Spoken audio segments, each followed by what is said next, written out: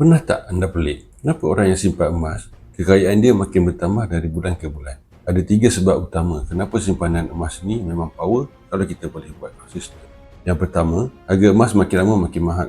Dalam sejarah dunia, tak ada satu zaman pun harga emas dianggap murah. Bila kita simpan emas hari ini, nilai dia akan jadi lebih tinggi dari tahun ke tahun. Sebab tu siapa yang simpan emas, automatik harta dia naik, walaupun dia tak buat apa-apa. Yang kedua, duit tak bocor. Bila duit kita tukar kepada emas, nafsu berbelanja tu tiba-tiba hilang. Sebab nombor dalam akaun bank yang selalu menggoda kita tu dah tak ada. Nak belanja emas bukan senang. Takkan setiap minggu nak jual emas kat cawangan public gold, kan? Jadi simpanan tu selamat dan bertahan. Dan yang ketiga, ini yang paling best. Simpan emas buat kita ketagih.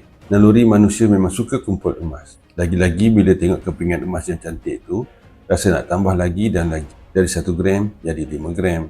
Lepas tu nak cukupkan 10 gram pula. Simpanan tu jadi seronok, bukan beban. Inilah rahsia kenapa orang yang simpan emas, kekayaan dia boleh bertambah dengan sangat cepat. Nak mula simpan emas walaupun modal kecil, saya boleh tunjukkan caranya. Follow saya untuk lebih banyak ilmu simpan emas yang praktikal.